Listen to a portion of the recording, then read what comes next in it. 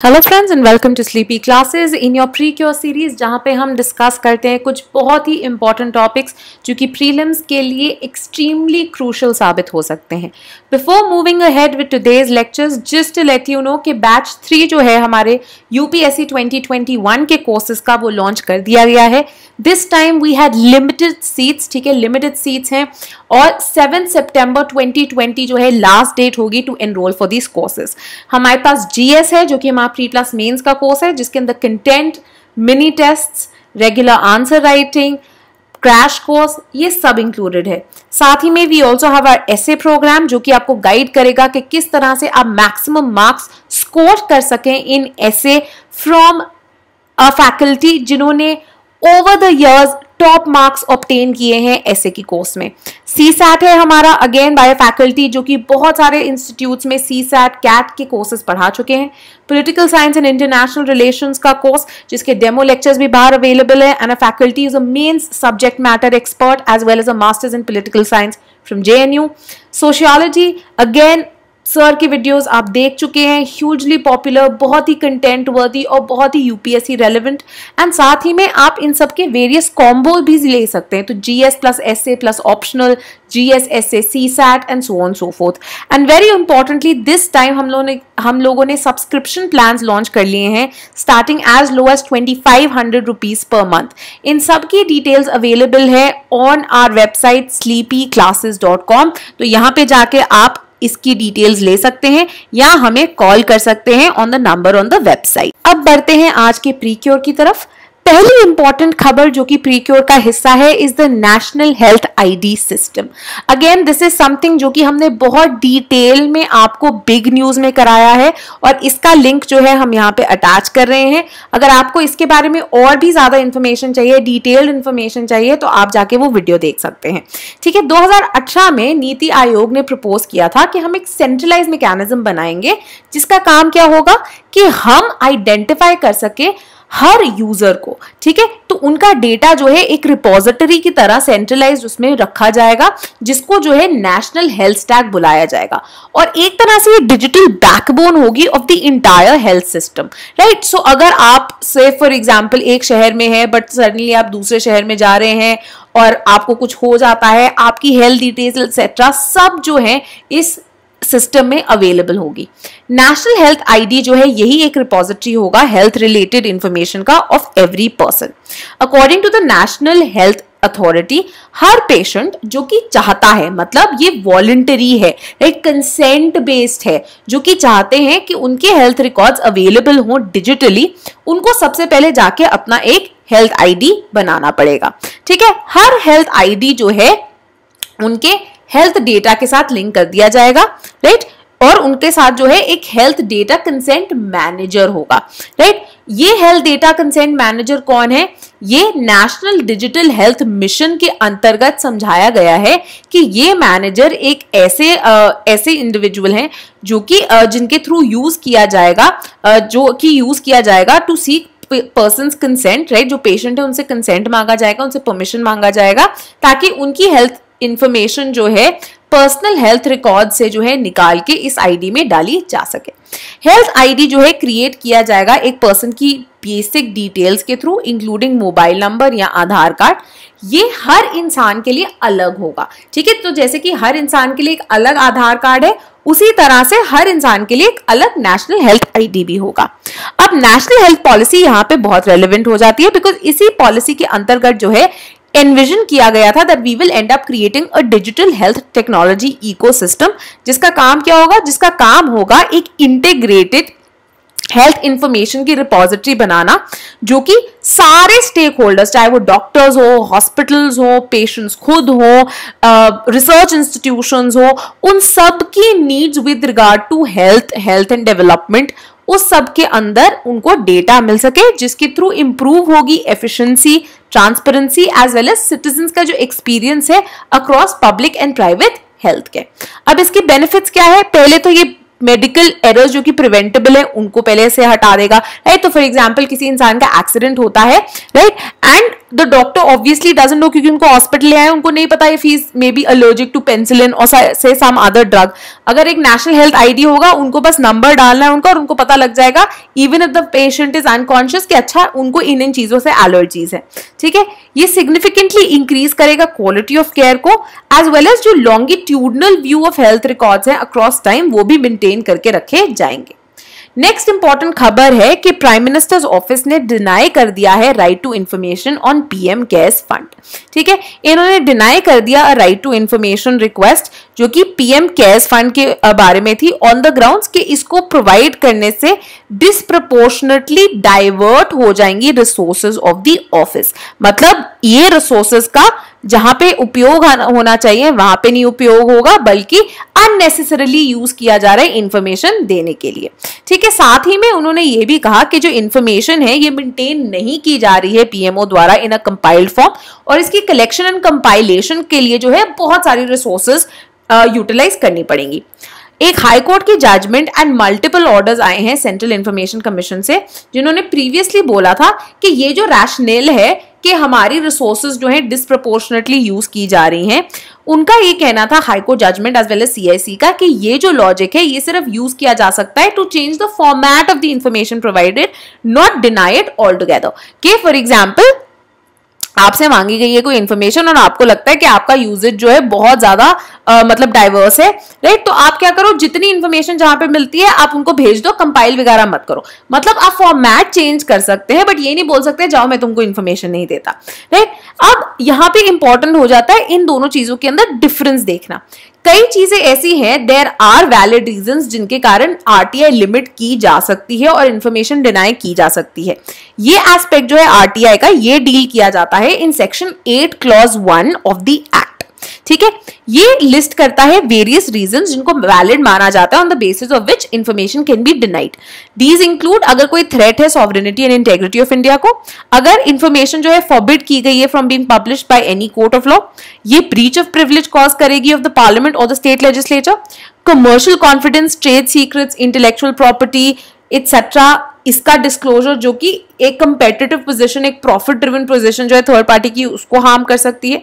Information जो है available है to a person in his fiduciary relationship, right, in basis पे जो है सिर्फ इंफॉर्मेशन डिनाई की जा सकती है, राइट। हाउएवर इसके अलावा there is a section 7 clause 9 जो कि कहती है कोई भी इंफॉर्मेशन ऑर्डिनरीली प्रोवाइड की जानी है in the form in which it is sought unless it would disproportionately divert the resources of the public authority or would be detrimental to the safety or preservation of record in question, right। तो उन्होंने क्या बोला, usually जिस format में मांगी गई है उसी फॉर्मेट में आपको देनी चाहिए।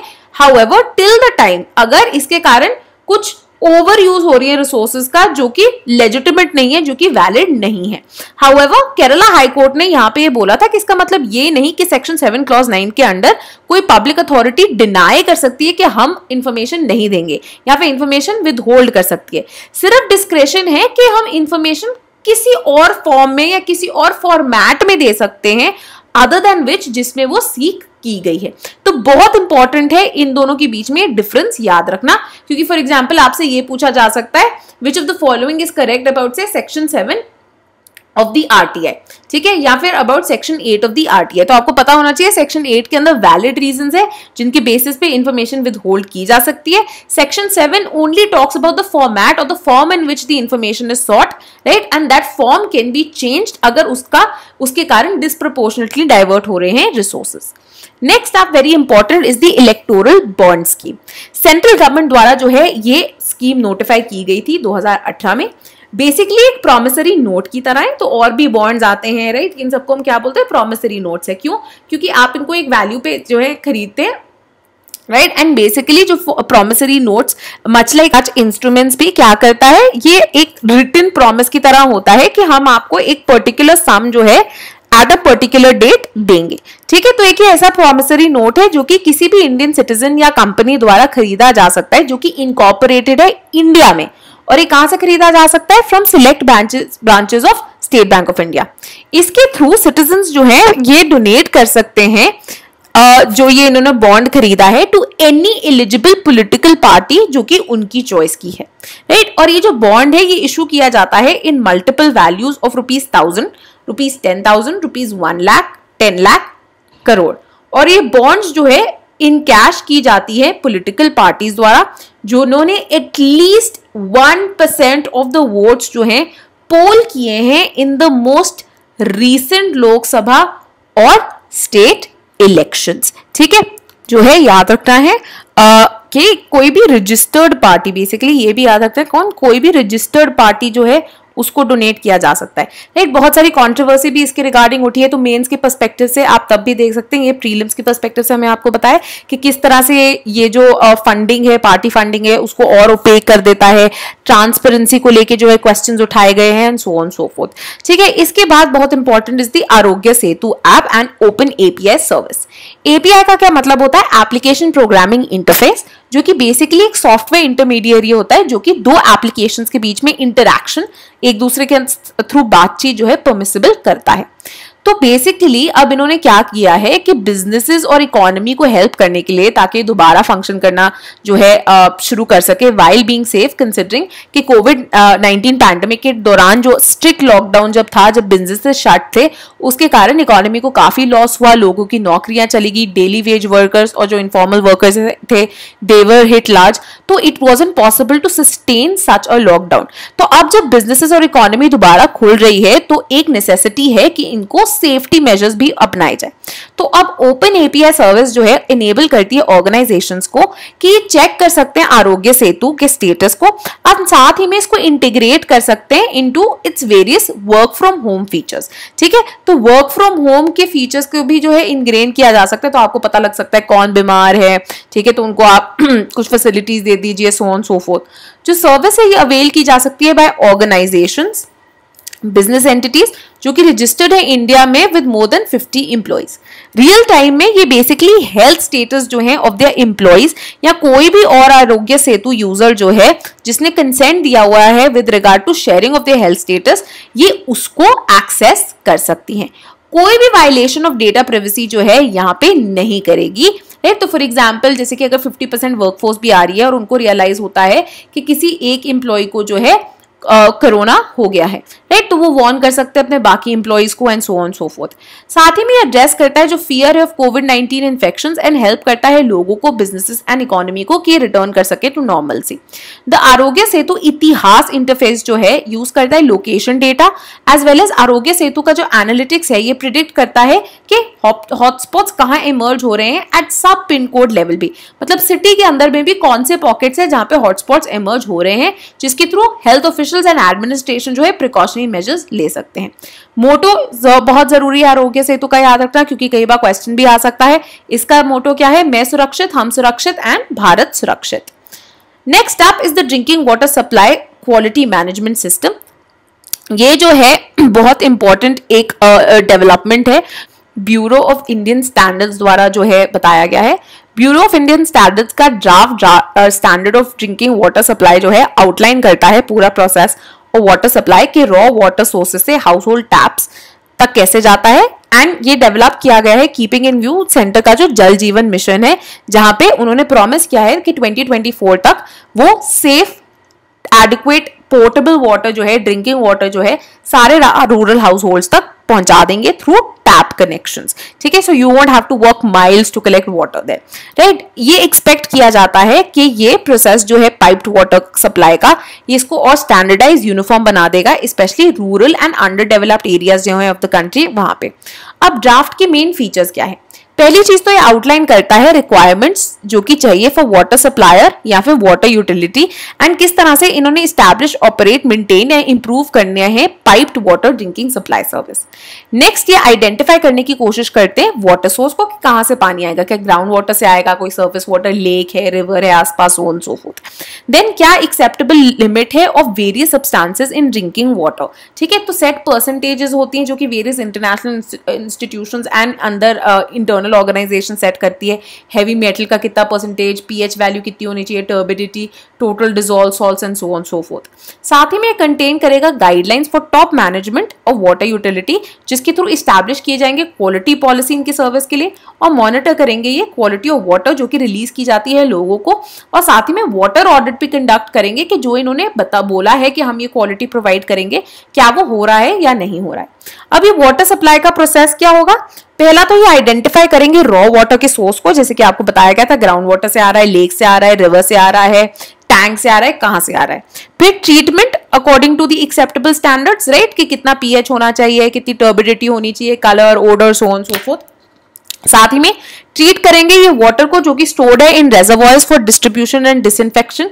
साथ ही में पंपिंग स्टेशन या बूस्टर्स जहां पे एडिक्वेट प्रेशर, जो टैप में प्रेशर होता है वो मेंटेन करके रखा जा सके थ्रू आउट डिस्ट्रीब्यूशन, कि ये नो कि आप नलका चलाएं उसमें से एकदम पतली सी धार ऑफ पानी आ रही हो, ठीक है। एम्फेसिस होगा to operate the system of valves, meters and control devices automated mode पे, तो मैनुअल नहीं, सब ऑटोमेटिक हो। साथ ही में अडॉप्ट करेंगे डिस्ट्रिक्ट मीटरिंग एरिया जहां पे भी पॉसिबल हो। ये एक ऐसा कॉन्सेप्ट है जिसके थ्रू लीकेजेस कंट्रोल हो सकते हैं इन वाटर नेटवर्क, जो कि डिवाइड किया जाता है into a number of sectors, जिसको हम बोलते हैं district metering area. And flow meters जो है डिटेक्ट किए जाते हैं, इंस्टॉल किए जाते हैं लीक्स डिटेक्ट करने के लिए। तो जैसे इलेक्ट्रिसिटी चुराते हैं लोग, वैसे ही पानी भी चुरा सकते हैं, राइट। सो उसको ऐसे लीकेजेस को देखने के लिए, चाहे वो मैन मेड हो, चाहे वो बिकॉज ऑफ सर्टेन मिसयूज आ गए हो या बिकॉज ऑफ सर्टेन ब्रेकेज आ गए हो, तो ऐसे लीकेजेस को चेक करने के लिए ये फ्लो मीटर्स जो है इंस्टॉल किए जाएंगे। Next up is the Israel and UAE peace deal. Again this is something जो कि आईआर के पर्सपेक्टिव से बहुत ज्यादा इंपॉर्टेंट है, right. Now we know that Israel and आपका जो अरब वर्ल्ड है जिसका यूएई एक हिस्सा है, haven't had the most comfortable of relationships। Recently जो है इनके बीच में एक पीस डील हुई जिसके थ्रू इन्होंने अग्री किया कि ये इस्टेब्लिश करेंगे full diplomatic ties as well as hold कर देंगे इजराइल की जो एक एनेक्सेशन थी, इजराइल द्वारा एनेक्सेशन थी ऑफ द ऑक्यूपाइड लैंड, जो कि सीक किया जा रहा है बाय पैलेस्टीनियंस कि हम अपना फ्यूचर स्टेट जो है यहाँ पे इस्टेब्लिश करेंगे, ठीक है।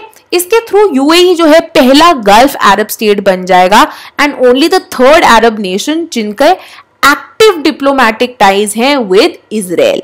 यूएई के अलावा कौन सी दो कंट्रीज हैं, कौन सी दो अरब कंट्रीज हैं जिनकी डिप्लोमेटिक टाइज है with Israel? Egypt and Jordan. तो इसको याद रखना बहुत ज्यादा जरूरी है, that it's UAE, Egypt and Jordan. इस अकॉर्ड के थ्रू इजराइल का जो प्लान था कि ये एनेक्स कर लेंगे पार्ट्स ऑफ वेस्ट बैंक, इसको हॉल्ट कर दिया जाता है। साथ ही में ये हेल्प करता है डेवलप करना और इनकरेज करना एक growing alliance between Israel and some Arab countries जहां पे सुन्नी मुस्लिम मेजॉरिटी है, जिसके थ्रू जो शिया मेजॉरिटी ईरान है, राइट, उसको कंटेन किया जा सके, because Iran is one of the biggest countries in the region, ठीक है। तो उनको कंट्रोल करने के लिए अब ये सुन्नी एंड इजराइल की अलायंस की जो है बात की जा रही है। यूएई अब बहुत इंपॉर्टेंट है। यूएई जो है जितनी भी 6 अरब इजरायली वॉर्स हुई थी, राइट, उनमें कभी भी हिस्सा नहीं लिया था यूएई ने। यूएई जो है एक टूरिस्ट एंड इकोनॉमिक हॉटस्पॉट है, राइट। दुबई जो है एक बिजनेस हब माना जाता है for the region and Abu Dhabi जो है लेसन करना चाहता है इसकी dependence on hydrocarbon like oil etcetera, और टूरिज्म इकोनॉमी इसके अंदर और इन्वेस्ट करना चाहता है ताकि इसके पास जो है बैकअप ऑप्शंस भी हो, कंसिडरिंग ऑयल के प्राइसेस कितने ज्यादा वॉलेटाइल होते हैं, ठीक है। Then is the BRICS anti drug working group. अब exchange of opinions with regard to drug situation जो कि एग्जिस्ट करती है ब्रिक कंट्रीज में, international and regional trends with regard to illegal trafficking in narcotics, psychotropic substances and इनके जो precursors हैं, as well as क्या क्या इम्पैक्ट है और various internal and external factors, वो इस ग्रुप के अंदर डिस्कस किया गया। कुछ कॉमन पॉइंट्स निकल के आए विच इंक्लूड्स के बहुत ज्यादा जरूरत है रियल टाइम इंफॉर्मेशन शेयरिंग की ब्रिक्स मेंबर्स के आपस में ही, ताकि वो कर्ब कर सके जो कि एक इंक्रीज देखा जा रहा है in drug trafficking through maritime routes. साथ ही में वो ये भी पॉइंट आउट करने की कोशिश करते कि dark net, right, dark net which is often the place of lots of illegal buying, weapon purchases, prostitution, so on so forth। अब ड्रग ट्रैफिकिंग में भी डार्क नेट का बहुत ज्यादा यूज हो रहा है एंड एडवांस टेक्नोलॉजीज यूज की जा रही है ड्रग ट्रैफिकिंग के लिए, ठीक है। सो इनको कर्ब करने के लिए किस तरह से इनको कर्टेल किया जाए, ये सब डिस्कस किया गया था वर्किंग ग्रुप में, right. So this is all for your pre Q today. Please go through these. इनके आपके जो पीडीएफ है इन सारे डॉक्यूमेंट्स के आपको हमारी वेबसाइट sleepyclasses.com पे मिल जाएंगे। एंड अगेन बैच 3 जो है हमारे कोर्सेज का including the subscription plan launch हो सकता है और उसकी डिटेल्स भी जो है sleepyclasses.com पे है। Right, so this was all for today. Thank you and see you the next time.